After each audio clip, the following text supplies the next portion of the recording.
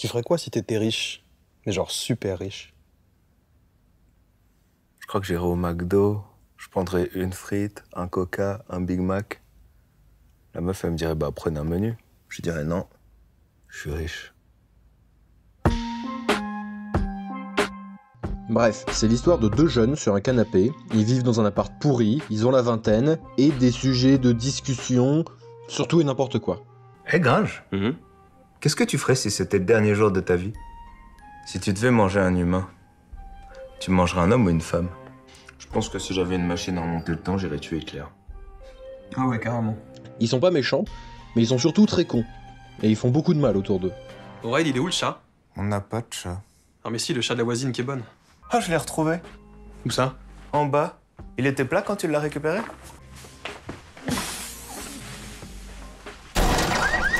Putain, ma nouvelle bagnole, non! Un jour, je vais trouver une conne et je vais monter, bande de salauds! D'abord, on a Aurel, un ado qui est naïf, plein de créativité, et surtout gentil, avec son pote Gringe qui, s'il est plus intelligent, il est aussi beaucoup moins sympa.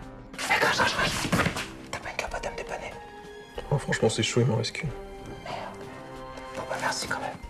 Il se moque constamment de lui, il le rabaisse, il est un crabe qui empêche ceux qui l'entourent de sortir de l'aquarium en les rattrapant avec ses pinces. Bah, chaque premier du mois, je vais sur Facebook et je vérifie que mes ex, elles ont une vie bien plus flinguée que la mienne. Parfois, ils ont de la visite, des meufs, mais même quand ça arrive, ils ont tellement la flemme que ça n'arrive pas. Eh mais j'ai une idée pour qu'on se motive à ranger pour les meufs de ce soir. On n'a qu'à faire venir des meufs cet après-midi. Comme ça, on est obligé de ranger. Ça revient au même. Et je veux dire, pourquoi on serait motivé pour ranger pour les meufs de cet après-midi, alors qu'on l'est déjà pas pour celles de ce soir? Géraldine, c'est pas un truc de ouf, quoi. Ah, puis sa copine, elle est pas terrible non plus. On annule? Ouais.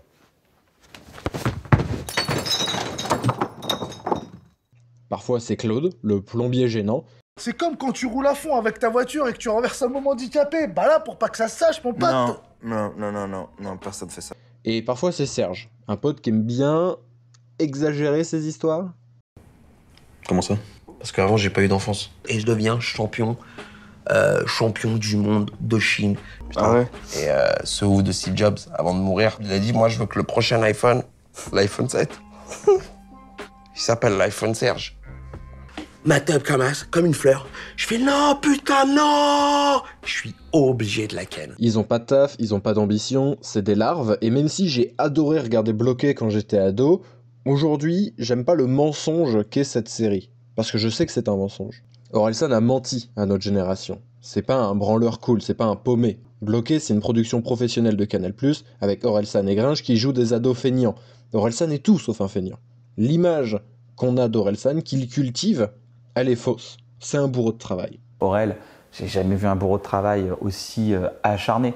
Le matin, il produisait la BO de Comment c'est loin. Ensuite, il faisait Bloqué. Le soir, il montait Comment c'est loin. Et il préparait son album ensuite derrière. J'ai jamais vu un mec autant bosser. Et quand on tourne, son texte, il le connaît, c'est su, c'est parti. Vous connaissez l'une des clés du succès de Bloqué? C'est son rythme de parution. Bloqué, c'est 120 épisodes en moins d'un an, mais est-ce que vous savez combien de temps s'écoule entre l'épisode 70 et l'épisode 120? 35 jours. Quand Bloqué sortait, c'était par palette entière. La série est complaisante avec des protagonistes qui portent un message qui n'est pas du tout en accord avec ce qu'est la série. Ils ont conscience que leur vie est nulle. Gringe surtout, dans son épisode de Crise de sens qui fait tous les ans. On est là à rien faire, on n'a qu'une vie, c'est chaud. Un jour, on va crever, on n'aura rien foutu. En fait, tu comprends pas qu'on fait pitié dans notre canapé, en fait. T'es relou. Dès qu'on approche de ton anniversaire, tu pètes un plomb, tu te mets une motif qui sert à rien. Ça va, t'es calmé? Ouais. Bon. Eh ben la boucle est bouclée. Eh, tu ferais quoi si t'étais riche? Bah, genre vraiment riche. Mais ils font rien. C'est la leçon de Bref 2. C'est pas parce que tu comprends des trucs que tu vas avancer dans ta vie. Cette vidéo de Barbara Chamar, elle explique très bien. Toute cette tempête d'émotions, cette envie de changement, suite au visionnage de la série, ça servira à rien si on met pas le doigt sur ce problème. Et justement, pendant qu'on regardait cette série, pendant qu'on passait en revue les 4 moments que moi j'ai adorés dans la série, et qu'on se disait « Putain, mais c'est exactement ça, ils ont tout compris », le temps, il continuait de passer. Et tu sais quoi? En tant que psy, je déteste ça. Non pas parce que la série est mauvaise, Au contraire, je la trouve brillante. Je déteste ça parce que ça fait quelque chose de très dangereux. Ça te donne l'illusion d'avancer dans ta vie, alors qu'au fond, t'es resté scotché devant ton écran. Et c'est justement là tout le paradoxe. Cette série, elle est tellement bien écrite, elle est tellement juste dans ce qu'elle raconte de nous, qu'elle crée une illusion parfaite. L'illusion qu'en comprenant, on avance. Et puis aussi l'illusion qu'en voyant le personnage principal évoluer, on évolue nous aussi. Mais être spectateur de son évolution, ça veut pas dire évoluer. Tu peux passer des heures à regarder des vidéos de recettes de cuisine sur TikTok, ça fera jamais de toi un chef si tu passes jamais en cuisine. Et je sais de quoi je parle. En tant que psy, je connais des gens qui comprennent parfaitement leurs mécanismes, qui sont brillants même vis-à-vis de leur propre schéma de pensée, qui pourraient tenir des conférences entières sur leurs schémas dysfonctionnels, leurs problèmes parentaux, mais qui continuent de répéter encore et encore exactement les mêmes erreurs. Parce que comprendre, c'est confortable, c'est sécurisant. Ça donne le sentiment d'avancer sans prendre le moindre risque, sans avoir à affronter cette peur qui tord le ventre quand il s'agit de vraiment commencer à changer quelque chose. Alors oui, regarde Bref 2. Sens-toi compris, représenté, soulagé même. Mais par pitié, ne confonds pas comprendre et agir. Alors maintenant que tu te comprends un peu mieux, passe à l'action. N'attends pas d'oublier toutes les émotions et tous les envies de changement que cette série elle a suscité chez toi. Et si tu fais tout ça, tu verras que lors de ton prochain point avec toi-même, toutes les parties de toi te diront merci.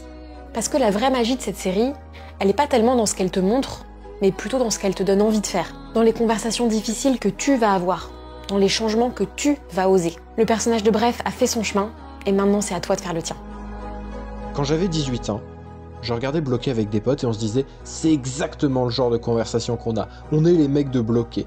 Et on trouvait ça plutôt cool. Sauf que je vais avoir 25 ans cette année. Et je veux pas finir comme les gars de Bloqué. J'ai un livre à écrire, j'ai des châteaux à faire voler, j'ai des machines que je veux créer, des trucs à apprendre, des pays à visiter, j'ai des ambitions, et le temps continue de passer. Ça me hante depuis bien avant Bref 2, depuis que j'ai pris 23 ans bizarrement. Ça fait des années maintenant que j'agis de manière obsessionnelle. C'est pour ça que je fais des vidéos, c'est pour ça que j'écris, c'est pour ça que je lance des projets tout le temps, c'est pour ça que je vous parle là actuellement.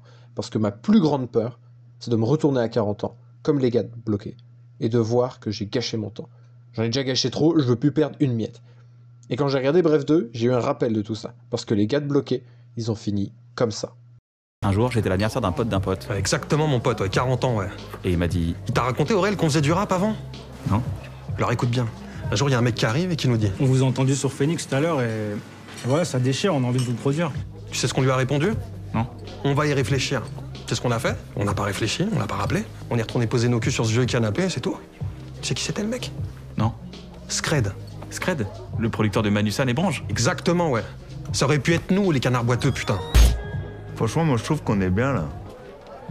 Je veux dire, j'ai déjà la flemme de recharger l'enceinte Bluetooth. T'imagines faire un concert? Mais qu'est-ce que tu racontes, Aurel? On a gâché nos vies, putain, mais... Putain, si seulement on avait une machine à voyager dans le temps. Et ça, je le jure devant Dieu, ça ne m'arrivera pas.